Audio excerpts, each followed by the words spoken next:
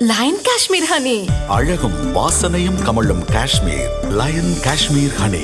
அசல் தேன் அசந்தேன். அனைவருக்கும் இதயத்தின் பொங்கல் நல்வாழ்த்துக்கள். பொங்கலோ பொங்கல்.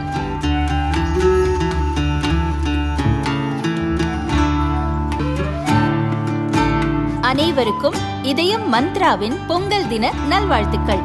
பொங்கலோ பொங்கல். மகாராஷ்டிர அரசியலில் தனக்கென தனி முத்திரை பதித்தவர் அஜித் பவார். தேசியவாத காங்கிரஸ் கட்சியை நிறுவிய மூத்த அரசியல் தலைவர் சரத்பவாரின் அண்ணன் மகன்.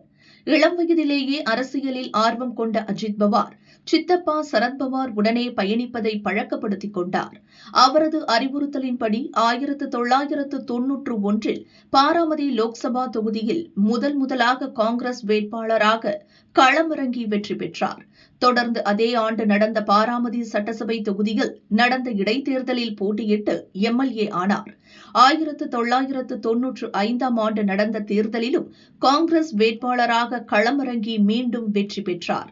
1999 காங்கிரஸ் தலைமையுடனான மனக்கசப்பால் சரத்பவார் தேசியவாத காங்கிரஸ் கட்சியை நிறுவிய போது அஜித் பவார் அவருக்கு துணை நின்றார்.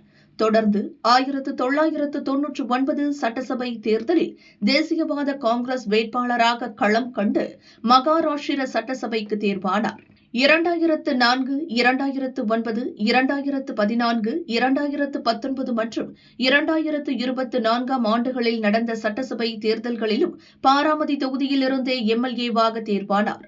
2019 சரத்பவாருடன் ஏற்பட்ட பிணக்கால் குறிப்பிட்ட எண்ணிக்கையிலான எம்எல்ஏக்களின் ஆதரவுடன் தேசியவாத காங்கிரஸ் கட்சியை கைப்பற்றினார். அதன் தலைவராக அறிவித்துக் கொண்ட பவார் சட்ட போராட்டத்திலும் வென்று கட்சி கொடி, சின்னம், பெயர் ஆகியவற்றை தனதாக்கிக் கொண்டார். காங்கிரஸைச் சேர்ந்த பிருத்விராஜ் சவான், பாஜகவை சேர்ந்த தேவேந்திர பட்னவிஸ், சிவசேனாவை சேர்ந்த உத்தவ் தாக்கரே, ஷிண்டே உள்ளிட்டோர் முதல்வர்களாக இருந்தபோது அவர்களின் ஆட்சியில் அஜித் பவார் துணை முதல்வராக பதவி வகித்துள்ளார். அந்த வகையில் மகாராஷ்டிராவில் அதிக நாட்கள் துணை முதல்வர் பதவி வகித்தவர் என்ற பெருமைக்குரியவர். மொத்தம் 6 முறை அஜித் பவார் துணை முதல்வராக பதவி வகித்துள்ளார். சமீபத்தில் நடந்த உள்ளாட்சி தேர்தலின் போது புனே, பிம்ப்ரி, பாராமதி உள்ளிட்ட பகுதிகளில் சரத் பவாருடனான மனக்கசப்பை மறந்து அவருடன் கைகோர்த்து தேர்தலை எதிர்கொண்டார். இந்நிலையில் மும்பையிலிருந்து தனி விமானம் மூலம் இன்று பாராமதிக்கு சென்ற அஜித் பவார் விமானம் தரையிறங்கும் போது வெடித்து சிதறியதில் உடல் கருகி பலியானார்.